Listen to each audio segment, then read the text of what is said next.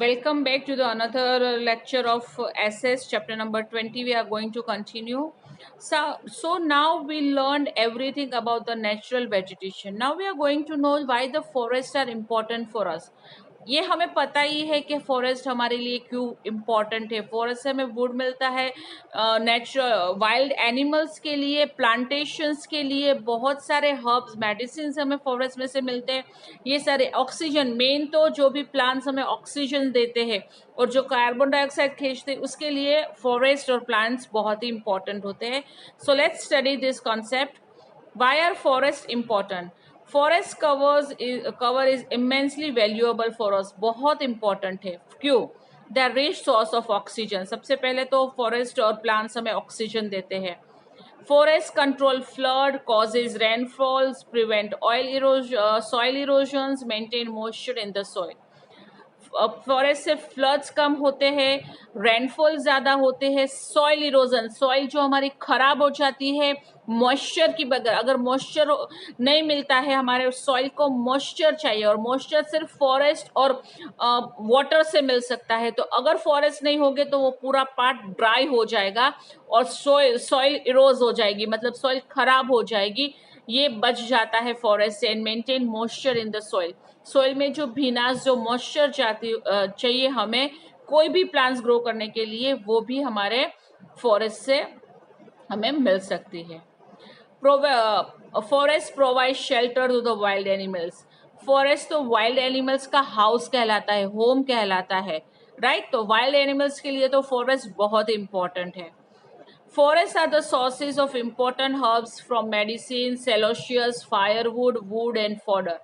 Different herbs के लिए, medicine के लिए, वुड के लिए, फॉडर मतलब एनिमल्स जो खाते हैं उसके लिए भी फॉरेस्ट बहुत ही इम्पॉर्टेंट है। Forests also provide raw material for paper and pulp industries. Paper और पेपर में से दूसरे जो प्रोडक्ट्स बनते हैं, पेपर में से जो मतलब वुड के पल्प में से जो दूसरे प्रोडक्ट्स बनते हैं, उसके लिए भी फॉरेस्ट बहुत ही इम्पॉर्टेंट है, क्योंकि पेपर और दूसरे सारे प्रोडक्ट्स हमें वुड के पल्प में से या वुड में से ही बनते हैं। However, due to the increasing urbanization and the resultant deforestation, forests have been destroyed to the great extent.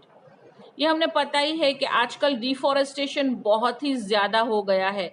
Urbanisation मतलब सिटीज़ एरिया बढ़ रहे हैं, उनको प्लेन लैंड चाहिए, प्लेन लैंड के लिए वो लोग ट्रीज कट कर देते हैं। वहाँ पे इंडस्ट्रीज, बिल्डिंग, फैक्ट्रीज बनाने के लिए वो लोग ट्रीज करके प्लेन एरिया बना देते हैं, जिसके कारण फॉरेस्ट धीरे धीरे कम होते जा रहे हैं।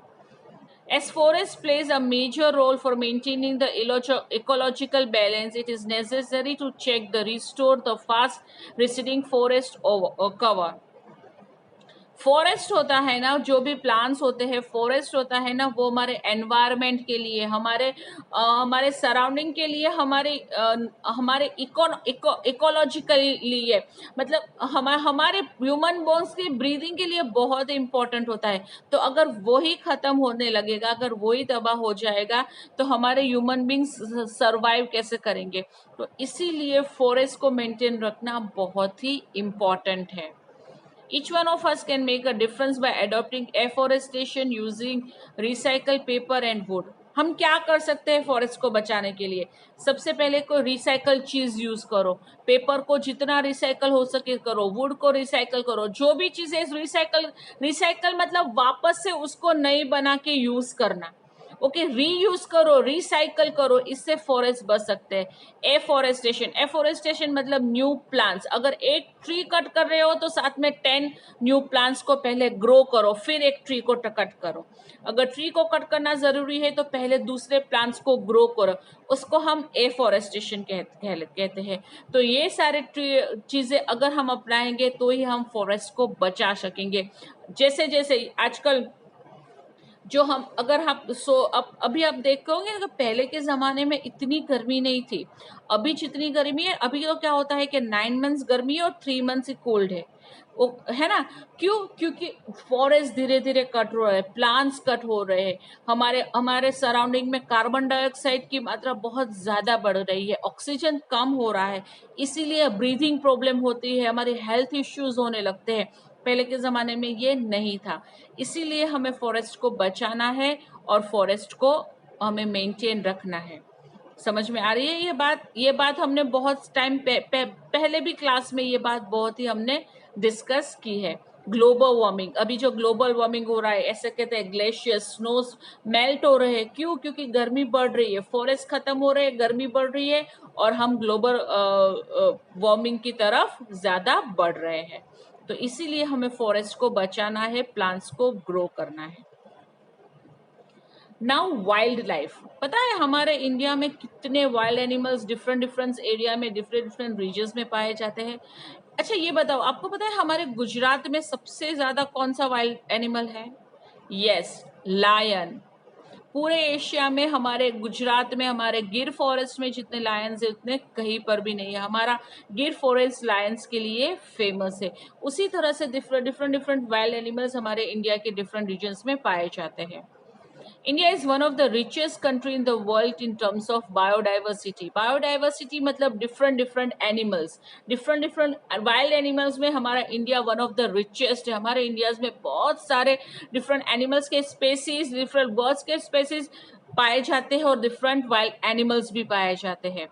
It has 9,000 species of animals, different 9,000 species of animals. Species मतलब एक एक उनके अलग अलग उनकी जाति, अलग जाति के एनिमल्स पाए जाते हैं। उसी तरह से 47,000 डिफरेंट प्लांट्स की जाति 47,000 हमारे इंडिया में पाई जाती है। There are numerous species of plants, birds, reptiles, amphibians, insects and fishes. Different animals, plants, birds, different species of animals हमारे इंडिया में है।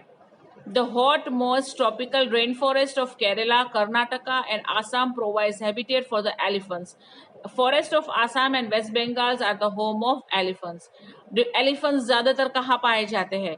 केरला, कर्नाटका, आसाम, और आसाम और वेस्ट बंगाल तो को एलिफेंट्स का होम कहा जाता है।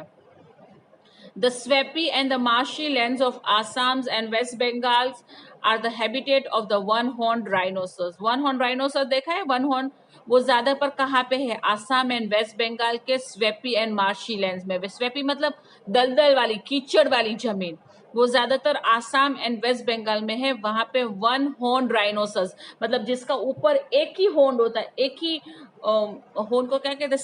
सिंगड़ा एक ही होता है, ऐसा राइनोसर्स वहां पे पाया जाता है।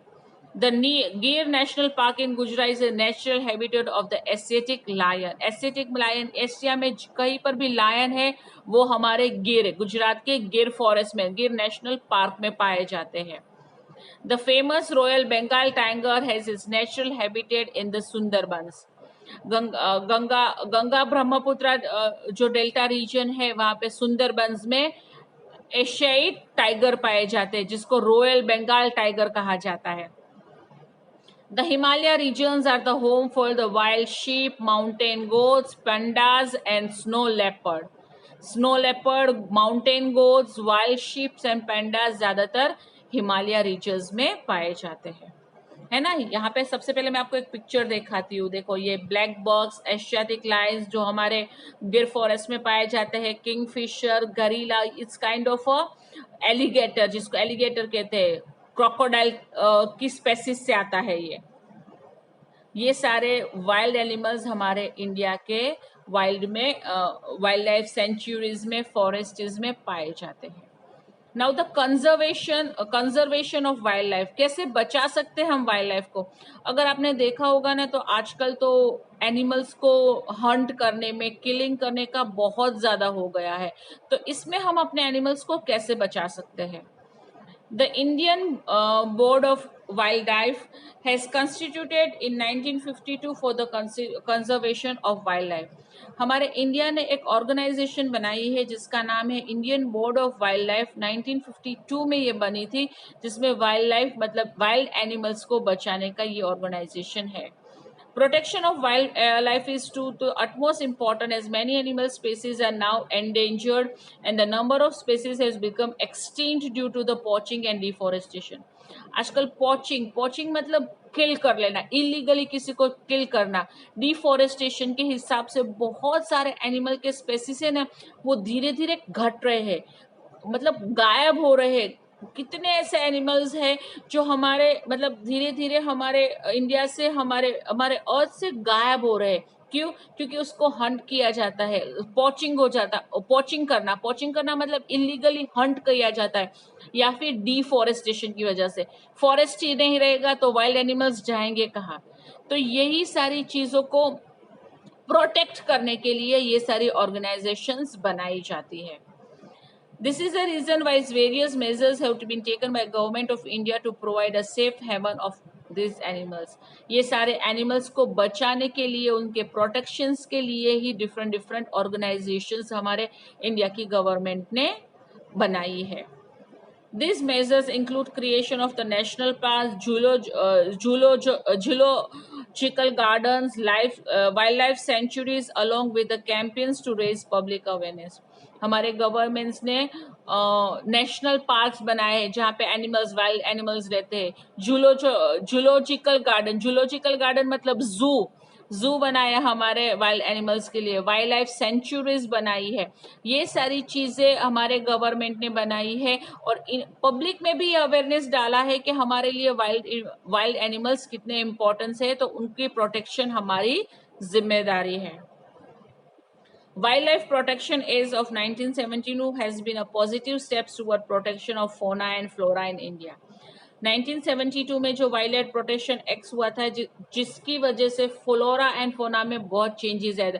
फ्लोरा एंड फ्लोना मतलब हमारे प्लांट्स एंड हमारी रेंज में भी बहुत डिफरेंट चेंजेस आए गए थे।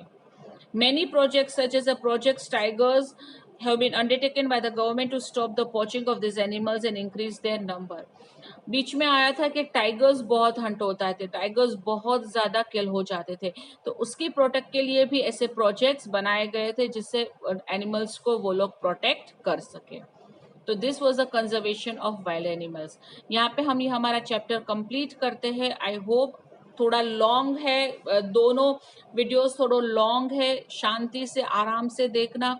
फिर भी अगर कुछ भी प्रॉब्लम हो, कुछ भी पूछना है तो आप मुझे पूछ सकते हैं कमेंट्स बॉक्स में। ओके, चलो I catch you again in the next period. Till then bye bye.